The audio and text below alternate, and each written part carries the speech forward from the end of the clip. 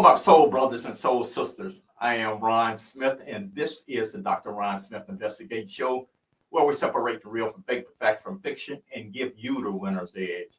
And we are in season 4, and this is episode number 5. I know I got episode number 4 across the ticker tape, but this is episode number 5. And we're going to talk about the 4 F's, and we're going to talk about financial grief. I really want to give you the antidote before I give you the poison.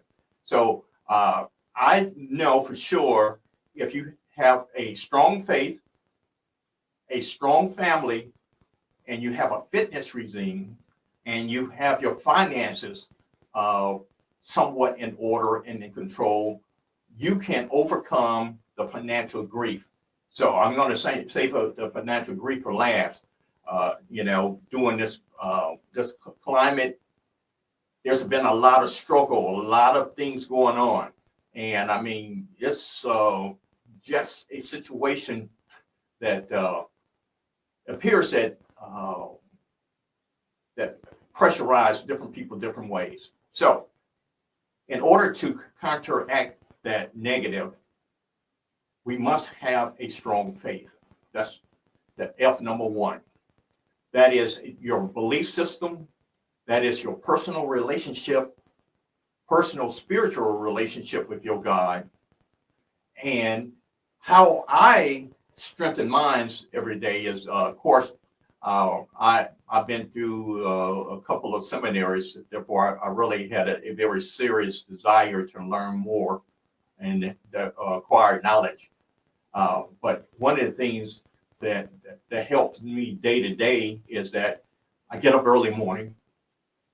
I have a habitual prayer life. I talk to my God, and I allow the Spirit to talk to me. It's not just a monologue; it's actually a dialogue. Also, the dialogue actually happens during my meditation time. I quiet my spirit before I get going in the morning, and I actually have a download and projection of things that I want to accomplish. The Spirit speaks to me, and I also have a steady diet of worship. Actually, I worship every day, but I actually go to a physical church minimum once or twice a week. So having that foundation counteract some of the things that I will encounter every day. So you can imagine you can, do all those things, but you still have to get in your car.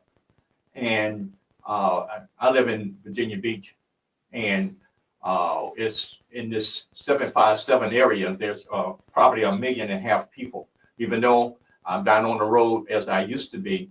But you're going to encounter something that's going to challenge your faith. And if you are not well endowed and strong enough and have the intestinal fortitude in your faith, it will be challenged. It will be challenged. So I encourage you to strengthen your faith or reignite your faith if you have been on the sideline with that. So the next F is family. Parents, siblings, cousins, uncles, auntie, etc., etc. There are people in your family that you're going to gravitate to, and there's some people that are going to repel. And if you're married, you're going to have in-laws. You're going to have other people, and some people call them outlaws, but be that as it may. And you're going to find, as I have found, there are some friends that are thicker than brothers. And I have my fraternity brothers, and I definitely have some lodge brothers, and et cetera, et cetera. Even though I'm not really active in either one of those, I still have in close contact with the people that I met along the way. I even, matter of fact, I even in contact with some of my high school, college, Marine Corps friends, as well as some of my law enforcement friends. So those are, I consider my family. So make sure you stay in touch. One of the things that I have seen on the news of how people, as they get older, 75 to 85 to 95, their friends are very few. It's almost like when you're young, you're at the bottom of your pyramid, you know a lot of people. But as you grow older, that number of the people kind of dwindle off. And it's up to you to maintain contact with your friends and family. So basically, you can maintain that. It's sad when you hear about people dying alone. There was an actor and his wife and his dog just, in New Mexico that pretty much perished because there wasn't anyone to actually check on them. That is very important. So if you got elderly relatives, make sure you do some wellness checks. And you got people, that family and friends, hey, reach out to them. Okay, third F, fitness. You got to eat right. Come on, let's put on our big girl pants and our big boys underwear. There's some things that we got to do. We got to eat right. You got to, one of the exercise that you can always do is push away from the table. I know that food is delicious now. One of the things I like to do is go onto the Food Network, and I see all these places that I'm going to because this guy, he has a show that he travels around the country showing all these delicious foods in these different locations. And, got to eat right. Most time than not, if it looks that good, I'm quite sure either the calories or the sodium or the fructose in those dishes is not good for you. So I'm not saying that you need to, some of us is in the middle of the fast. So I'm not talking to you. So you know what you need to do. But if you're continually eating, make sure you are eating correctly. And whatever your doctor or whatever you need to do, your dietary constraints, make sure you follow those things. You need to make sure you get sleep. Some people can operate on 6, 7. They recommend 8. Get your sleep, get your rest. And one of the ways that you can actually check on how healthy you are, if you actually, I'm talking about intake right now, but are you properly eliminating the excess waste out of your system? I'm not going to go into details on that, but that it should be a certain color and a certain texture. And if you have some issues with that, you need to make sure that you need to consult your doctor regarding that. Drink plenty of water. That's enough said. Drink plenty of water and exercise. Walking is free. Get you a good pair of walking shoes. You get out there. The weather is clearing up now. There's no excuse. Get you some good pair of walking shoes. Get you a comfortable, exercise suit, shorts, t-shirt. It's going to be that kind of weather. Make sure you get it in. So, this show that I talk about is finance. I think that basically if you are covered with these 4 things, which is your faith, your family, your fitness, and your finance, your world would be so much better. Think about it. If you had your faith, your family, and your fitness, and your finance squared away, your faith would be so much better. I mean, your whole total life would be so much better. So let's talk about the spending plan. We know what's getting measured gets done. And then it needs to be a written plan. And I like to write down with a pen and paper. I know you can use your phone. And matter of fact, there's some apps out there that's pretty good if you are, a techie who, you don't even like to use your little stylus on your phone. But I like the old pen and paper, because to me, it's just that it's just more intimate for me. So over the overview is you have to live on less than what you make. The next one is basically you got to pay yourself first. So when I give you this spending plan, it's really a suggestion, because I have seen people do what they call the 50, what that's 50, 30, 10, 10, 10 plan. I've seen people do the 50, 40, 10. And my suggestion is to break it up into smaller. It's 40% of your needs, 30% of your wants, 20% of you reducing your savings, investing, and also creating an emergency fund, and the 10% tithe. Remember, I said pay yourself first. So basically, we tithing and paying ourselves first is the whole concept. We know that basically we have to, there are 4 ways that we have to get money in this country. You have to earn it. 99% of us, 0.9 earn. You can inherit it, you can marry it, or you can win it, which is playing the lottery. 9 times out of 10, your best bet is that you know that you're going to earn your money. Or earning could be creating, entrepreneurship, business, et cetera, et cetera.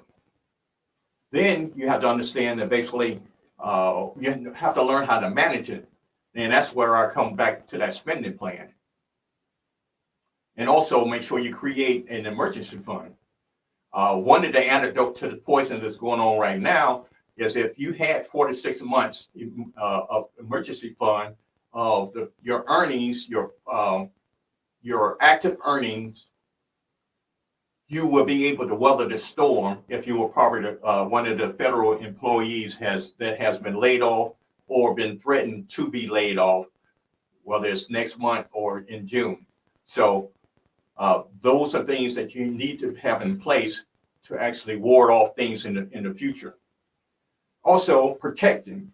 You got to have insurance. Insurance protects your assets. The easiest way to do that, and I use it as protection as well as creating a legacy, is getting insurance. Now, I know there's term and whole life and IUL, et cetera, et cetera. That's going to be for another discussion, but at least have some insurance in place. There are 30-year term policies. There are 30-year term policy. That's something that I learned recently. Most of the time, what insurance salesman talked to me, he talked to me about 10 years. So do your due diligence. You can. Term is cheaper than the whole life or IUL, but one of the things that the whole life does has a money earning mechanism that you could create what we call your own personal bank. And that's another class within itself. But if you can use it part of your retirement strategy, think about 10 years or 20 years or even 30 years when you retire, $1 million policy that you create now will still be $1 million regardless. Your 401k, you could be a paper millionaire or 10 millionaire, and you see what's going on in the stock market right now. So that should be part of your concern. And also leverage. Leverage is what I call buying those big ticket items like homes, real estate, etc., where you use other people's money, which means that you keep your credit score to a certain rate and be able to do that. And legacy is pretty much, I call it planting a straight tree that you'll never sit under. That could be your retirement plus your charity and college fund. So we are halftime. We're going to take a break. and then we're going to get back into it, talking about financial grief.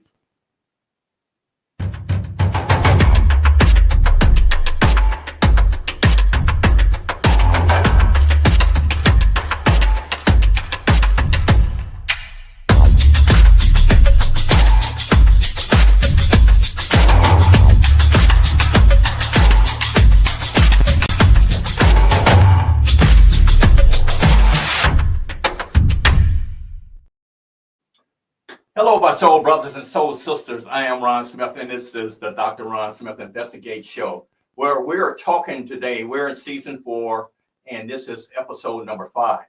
And we're talking about the 4 F's. We're talking about faith, we talk about family, we talk about fitness, and finance.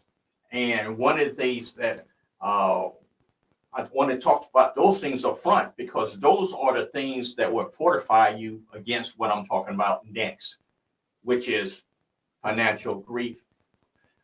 Most people think about grief, they think about a death of a person, family members, co-workers, etc. But think of, if you ever thought about it, if you lost money and you lost your job, that will cause you to pause and grieve just as well as if you had lost a close family member, which can be very, very difficult. With all this going on, talk about government shutdown and the threats of job loss, medical bills, baby mama, daddy drama, caring for ill family members, it takes a toll on you. And you're going to go through what we call the 5 stages of grief. Number 1, denial. I know I had some former peers that worked in the federal government as well as the military. We would have never thought that if you were a federal employee doing your job in an exemplary fashion, that you would be on the chopping block. I'm going to let that just pause for a second. So you're in denial because you would never thought that would happen to you. Consider this. I know people who are husband and wife, work for the federal government, children. You will think that basically you did the education, I'll call it, you were pretty much the last Boy Scout and the last Brownie. You did everything correctly. And just by a statement or a email, your life has been turned upside down, which leads you to the next number 2, anger. You were told to keep your nose clean, from not having the criminal record, keeping your finances in order. You built your life to where you thought it should be. You married the right person and you lived in the right neighborhood and all this other stuff, and you're angry, which leads you to the next. You start bargaining, and really you start doing some introspecting that, hey, if I had did this, if I had done that, if I had started that business, maybe I shouldn't have bought that bigger house. Maybe I should have put my money in a lower risk type investment. All those things you start bargaining with yourself. Then sooner or later, you get the other email saying that basically you got to describe 5 things you did to keep your job. You learn to accept it. Either you accept the buyout or accept that you're going to be terminated. Denial, anger, bargaining, and acceptance. Those are the same things you go with if you are a death of anything. Right now, we're talking about financial death. So we're talking about a death of a career. But the same thing if it's a death of a family member or, matter of fact, I have known people who have had pets that actually feel the same way. Um, and I had to learn to be more sensitive to people with their pets. Uh, I know some pets are, the more I've been around people, the more I understand people loving their pets. But that's just a personal thing. So how do we cope with financial grief? We cope with financial grief the same way we cope with any kind of grief. First, we got to, number one, acknowledge our feelings. So you need to acknowledge your feelings. It's okay not to be okay. It's okay not to be okay. Because everybody, I'm assuming that you're the kind of person that always, if somebody asks for a 10, you give them a 10 and a half. So now that your financial world is turned upside down, you don't feel that basically it's almost like having the imposter syndrome. You kind of question everything that you have done up until this point.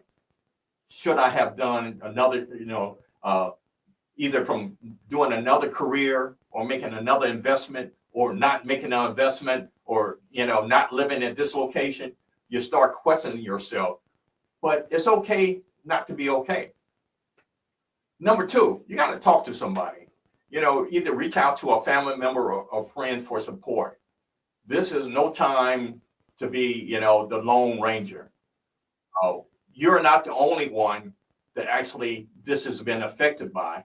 And believe it or not, some other people had probably been furloughed or fired before you. And basically, if you keep silent, you will never know how they actually recovered either. But you need to actually reach out and talk to people because they may be able to help. When you were able to send your kids to after school care, you might have to cut back on that because now you are actually actively seeking a job. So basically, there might be other alternatives for childcare before and after, and you're gonna need a break. I've heard of a lady for the last 6 months who has she says she have completed over 500 resumes and applications. That's a job within itself. So talk to somebody. Number three, consider professional help.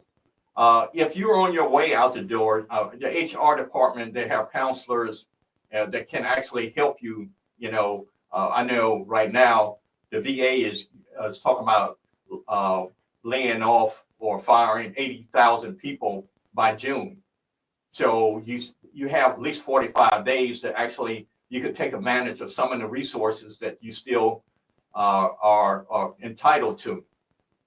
Talk to your clergy. My pastor, he told me that it's okay that he's a certified grief counselor, and he advised me to share this information with you. It's called griefshare.org. Griefshare.org, and he's beginning I think it's a 10-week class starting March 20th. It's starting on Thursday. I think it's an hour each. Griefshare.org, and there's other locations that are doing the same thing. And if you can't catch him, make sure there are other resources on that you can take advantage of if you need professional help. Focus on the positive. You didn't accomplish and achieve and marry the right person and taking care of your kids by accident. There's some things that you did that basically you overcome some challenges. So rely back on the intestinal fortitude that got you this far. Don't let this small little page in your novel of your life throw the whole book away. you're more resilient than that, which goes back to learning from the experience. Since I have been in positions in between jobs, uh, I made a promise. There's some things that I never allow to happen to me again. And one of those things is basically that's why I employ you to create that emergency fund. And what I call emergency fund, and see, emerge and see, which means that basically you should have 4 to 6 months to 9 months of passive, active living expense. That means basically money that you had tucked away. And I don't like to use the term emergency no more than I like to use the term rainy day, but those things do happen. Part of that is you're going to need new tires. Part of that is the hot water going to break down. Part of that is you're going to have to go to patient first to, wrap up that boo-boo. That is going to be nothing that you need to go to the emergency room for, but you need to have, x-rays and make sure that, that twist the ankle that you think you still LeBron James or somebody, you're going to twist the ankle. You still need to get an x-rays. So basically the emergency fund is for that. And basically I share with you, how I go about creating that, which means that basically my Starbucks money, part of that goes into the emergency fund. So I have to treat myself instead of giving that $5 latte or the $8 or $6. I had to go down to the $3 and put half of that in my folder. So that will begin your emergency fund. So whether it's $100 or $200 a month, that is your beginning of your emergency fund. So we talked about today, we talked about the 4 F's. We're talking about financial grieving. My antidote to the financial grief is the 4 F, which means your faith, family, fitness, and your finance. If you have those 4 things together, you can overcome the financial grief that's happening to people almost on a weekly basis. So make sure, encourage you to financially have that written spending plan. Make sure you pay yourself first, and you have to create a system that you're living on less than you make, because you want to get out of the habit of the paycheck to paycheck. And paycheck to paycheck is not just necessarily for people who are in the poor or the middle class. As I stated before, I know some people who make 6 figures and 7 figures are doing that. Just because I might look prosperous because I have the jewelry and I drive the car, and you see me in my leased house, you're thinking that I'm balling. 9 times out of 10, those individuals are leasing, and what you see is what you get. That pretty much the whole financial picture. So financial grief is real. But what's realer than that is your faith, your family, and your fitness. And getting your finances together. Those things will help you build a solid foundation that you can cope with any type of grief, whether it's financial or whether it's actually physical or spiritual. My time is up, and I thank you for yours. Until next time, peace, love you to life.